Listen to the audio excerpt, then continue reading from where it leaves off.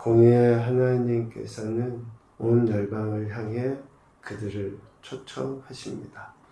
34장 1절을 보니까 들을지어다, 귀를 기울일지어다, 들을지어다. 이사야 선지자를 통해서 저들을 향해 초청하시죠. 이것은 열방에 대한 심판을 선포하시기 위함입니다. 하나님을 대적하는 세력에 대해서 심판하기 위해서 열방을 초청하셔요. 그런데 동시에 택하신 백성으로 하여금 오직 구원이 하나님께로부터 나온다 라고 하는 분명한 사실을 전하기 위해서 저 열방을 초청하시죠. 그래서 열방에 대한 심판은 그들을 진멸하고 그들의 땅을 황폐하게 하는 것으로 드러납니다. 틀림없이 하나님을 대적하는 세력에 대해서는 그렇게 하나님이 역사하셔요. 그런데 그 모든 일들이 하나님의 주권적 역사하심 가운데에 나타나서 열방과 그 인생들 또 모든 피조물이 하나님의 주권 가운데 있다고 하는 것을 택하신 백성으로 하여금 깨닫게 하시는 거예요. 오늘 우리의 신앙과 삶, 또 지금 일어나는 세태의 모든 일들의 주권이 하나님께 있다.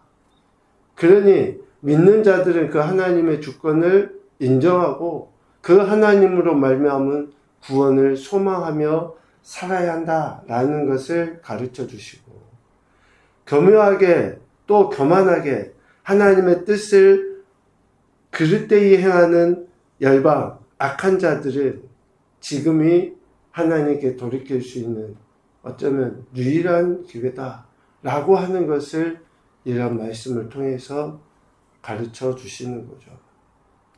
이렇게 하나님은 온 열방에 대해 모든 인생과 피조물에 대해 주권자이십니다.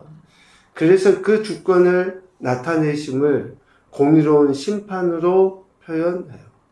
이런 하나님의 공의로운 심판은 온전한 회복을 위한 것이다 라고 하는 것을 오늘 이사야 35장 말씀을 통해서 우리에게 이야기하십니다. 하나님께서 심판하시는 것은 결국 온전하게 회복시키기 위함이에요. 아무리 저들이 지금 하나님을 적대시하고 있다 할지라도 그들 역시 하나님의 피조물이거든요. 그들 역시 하나님이 이 땅에 지으신 존재들이에요. 그래서 온전한 구원과 회복을 위한 사랑에 근거하셔서 하나님의 공의로운 심판이 나타난 거죠. 열방을 초청하셔서 그들에 대한 심판을 말씀하기는 하지만 그들을 회복시키시기 위한 회개의 기회를 제공하시는 것이다 라는 거예요. 오늘 말씀 봐보십시오. 1절, 2절이나 또 7절 같은 말씀에 보면 피조물, 자연세계에 대한 회복을 말씀하셔요. 광야와 메마른 땅, 사막, 아무것도 없는 그 어떠한 소망조차 발견할 수 없는 메마른 땅, 광야, 사막이 어떻게 됩니까? 기뻐하게 되고 즐거워하게 되고 기쁜 노래로 즐거움을 표현하게 되는 그러한 곳이 될 것이다. 하나님께서 이를 회복시키시기 위해 지금은 심판하시지만 결국 기쁨과 즐거움으로 노래하며 하나님의 영광을 드러내게 하시기 위함이다 라는 거죠. 찬양이 회복돼야 되죠. 기쁘게 노래하는 그러한 즐거움을 회복하기를 하나님은 기대하시는 것입니다. 하나님의 영광, 곧 하나님의 아름다움을 하나님이 나타내 보이시기 위함이다. 2절 말미에 이 말씀을 천천히 한번 봐보십시오. 그것들이 여호와의 영광 곧 우리 하나님의 아름다움을 보리로다. 이 말씀의 의미 속에는 이렇게 광야와 메마른 땅 사막이 기뻐하고 즐거워하며 기쁜 노래로 즐거워하게 되는 것이 하나님의 영광의 산물이다 라고 하는 것을 의미하고 있어요. 하나님의 영광에 의해서 회복되어지고 하나님의 영광에 의해서 그 아름다움을 노래하게 된다 라고 하는 것을 다시 처음으로 돌아가서 저들을 심판하시는 것도 하나님의 주권이지만 저들이 회복되어져서 이렇게 즐겁게 노래하고 기뻐하는 것 역시 하나님의 주권, 하나님의 영광, 하나님의 아름다움의 산물이다 라고 하는 것을 이야기하는 거죠. 이렇게 자연을 회복시키실 뿐만 아니라 우리 인생들을 고치시고 회복시키시는 그 하나님의 사랑, 공의를 이야기해요. 3절, 4절, 5절, 6절 말씀을 보면 우리 인생들을 나타내죠. 약한 손, 떨리는 무릎, 겁내는 자들, 또 듣지 못하고 보지 못하고 저는 자, 이러한 그 연약한 우리 인생들을 하나님께서 회복시키셔서 강하게 하시고 굳건하게 하시고 또 굳세게 하시고 눈이 밝아서 보고 귀가 열려서 듣고 사슴같이 뛰고 말 못했던 혀가 노래하는 혀가 될 것이다 라고 하나님께서는 이러한 우리 인생의 회복을 말씀하셔요. 이러한 우리 인생의 회복은 앞서 자연의 회복을 하나님의 영광, 즉 하나님의 아름다움에 의해서 이루어진 것처럼 우리 인생을 고치시고 회복시키시는 것 역시 하나님께서 행하신다 라고 하는 것을 4절 하반부에 이야기합니다. 너희 하나님이 오사 보복하시며 갚아주실 것이다. 하나님이 오사 너희를 구하실 것이다. 그러니까 절대적으로 하나님께서 우리 인생을 이렇게 회복시키시고 고치신다 라고 하는 것을 이야기하죠. 모든 피조물, 특별히 그 가운데 우리 인생이 회복되는 것은 하나님의 전적인 역사하심의 산물이에요. 우리가 고침받을 만한 의로움이 있다든지 구원받을 만한 어떤 믿음의 모습이 있다든지가 아니라 하나님의 전적인 역사하심 속에 모든 피조물, 특별히 우리 인생이 회복되고 구원의 은혜를 얻게 된다라고 이야기합니다. 여기 4절에 여호와 하나님, 하나님이 오사라는 표현을 쓰죠.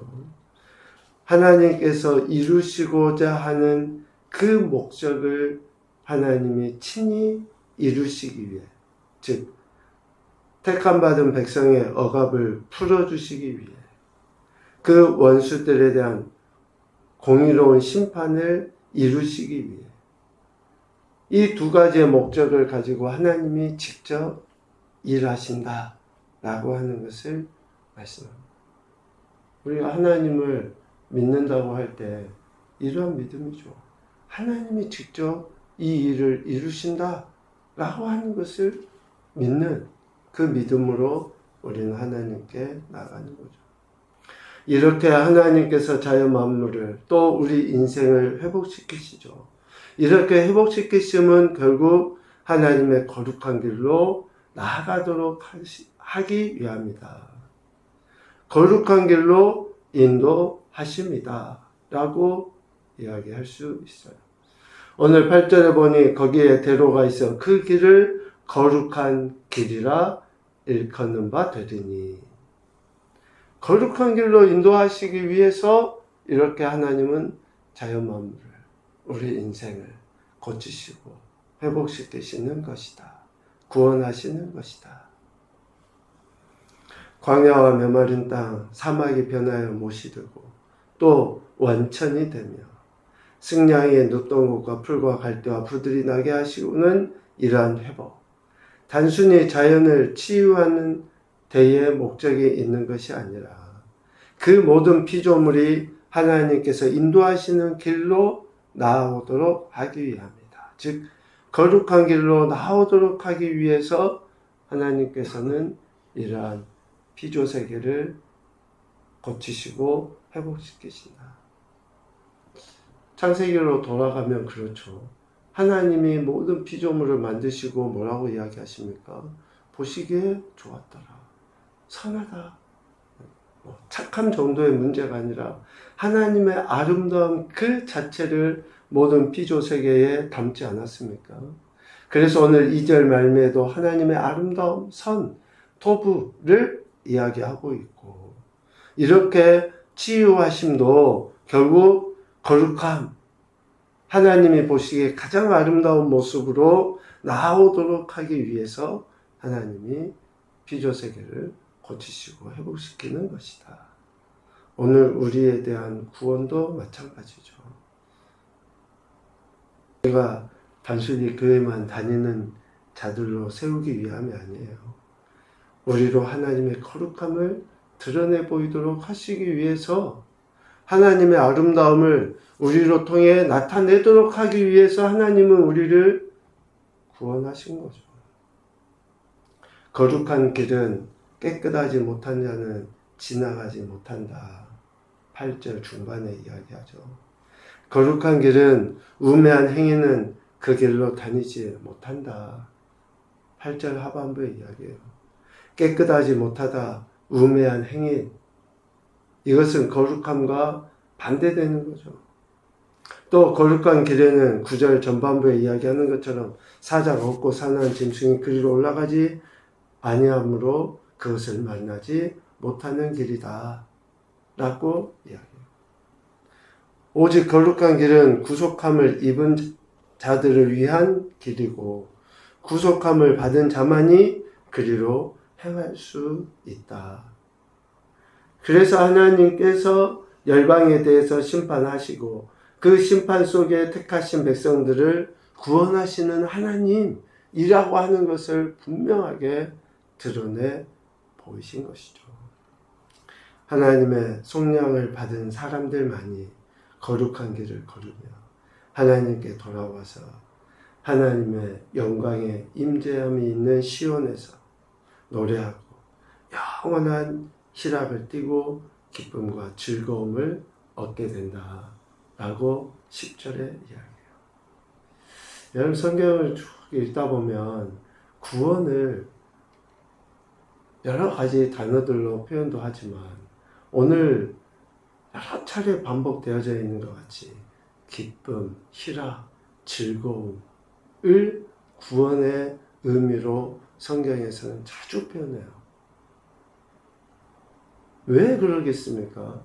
우리가 구원받았다고 하는 것이 얼마나 실제적으로 우리 삶의 현장에서 이러한 희락, 성령의 열매라고 하는 그 기쁨과 즐거움으로 누리며 살아가느냐로 알 수 있다는 것을 뜻하는 게 아닌가 싶습니다.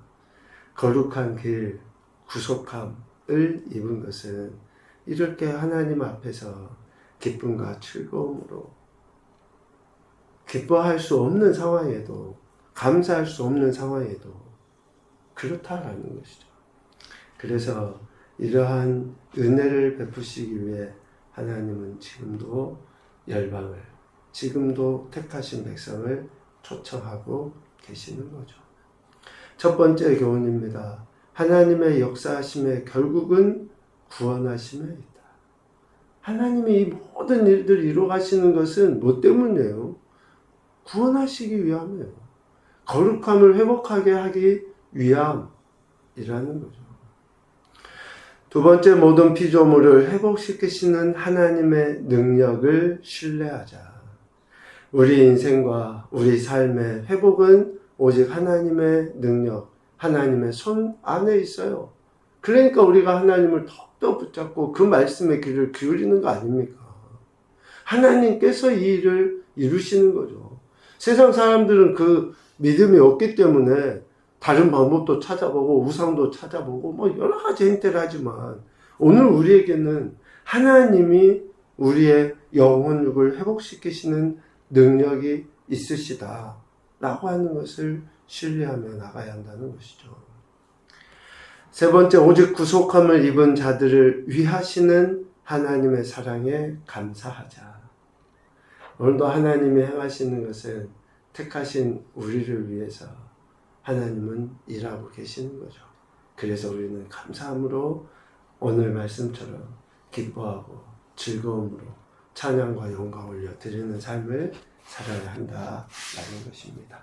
이 모든 일들을 친히 이루시는 하나님만을 신뢰하시고 오늘도 우리의 삶의 자리에서 하나님께 영광 올려 드리는 복된 인생이 되시기를 주님의 이름으로 축복합니다. 아멘.